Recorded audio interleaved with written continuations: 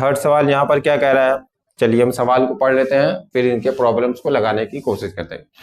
तो थर्ड सवाल का क्या कह रहा है, find the LCM and HCF of the following integer by the applying prime factorisation method. ठीक है, हमें यानी प्राइम फैक्टराइजेशन मेथड की सहायता से हमें इन नंबर्स का हमें एलसीएम और एचसीएफ भी एलसीएम और एचसीएफ फाइंड करना है।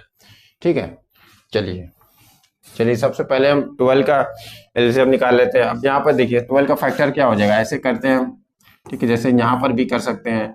ये हो जाएगा आपका, कितना हो जाएगा, इसको आपका 2 से काटेंगे 6 बार में जाएगा, फिर 2 से काटेंगे 3 बार में जाएगा, फिर 3 से काटेंगे और हो जाएगा।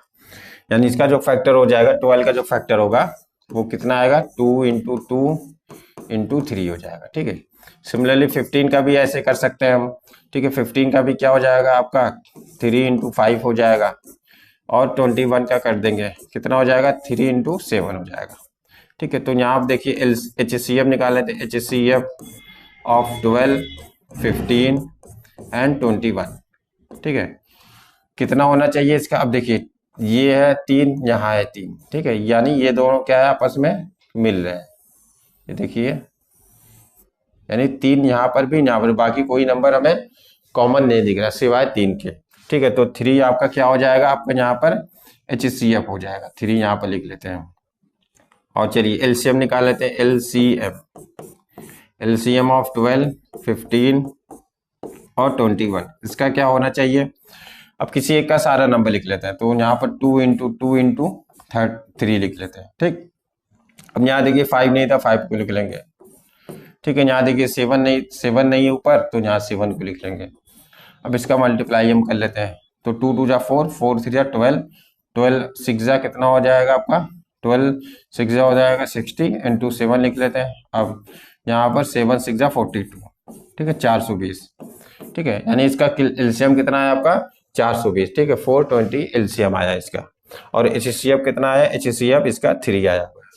चलिए इसके आगे क्या कह रहा है, इसका हमें करना है 8 का।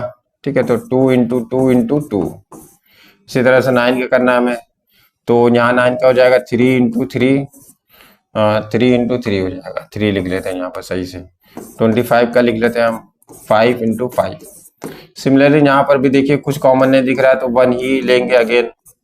ठीक है, तो यहाँ जो इसका एलसीएफ एचसीएफ हो जाएगा, एचसीएफ ऑफ 8 9 25, इसका एचसीएफ कितना हो जाएगा आपका, जब कुछ नहीं रहता है तो जो एचसीएफ रहता है वो 1 रहता है, क्योंकि 1 का मल्टीप्लाई सभी में होता है। ठीक है, तो यहाँ जो इसका हाईएस्ट कॉमन मल्टीपल होगा वो कितना हो जाएगा, 1 हो जाएगा। चलिए अब इसका देखिए एलसीएम हमें निकालना है, लिस्ट कॉमन मल्टीपल निकालना है, तो जो लिस्ट कॉमन इसका मल्टीपल हो जाएगा वो यहाँ लिख लेते हैं हम, एलसीएम।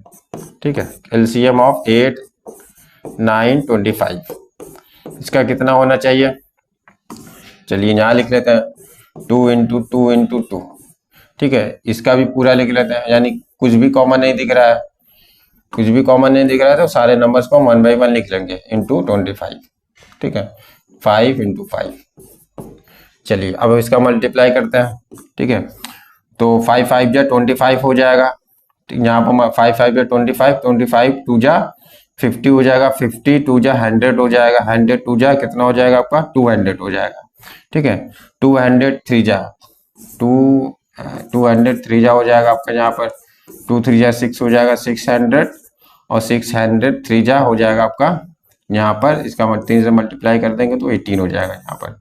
ठीक है, 6 3 जा 18 हो जाएगा। ठीक है, एक बार चेक कर लेते हैं फिर से, 2 2 जा 4, 2 जा 8, 8 3 जा, यहाँ से मल्टीप्लाई कर लेते हैं, 5 5 जा 25, 25 2 जा 50, 52 जा 100, 100 2 जा 200, 203 जा, ठीक है 600, 603 जा 1800, तो यहाँ पर 1800 यहाँ पर लिख लेते हैं। ठीक है, तो इसका ये कितना है, ये क्या है आपका, इसका ये आपका एलसीएम आया हुआ है।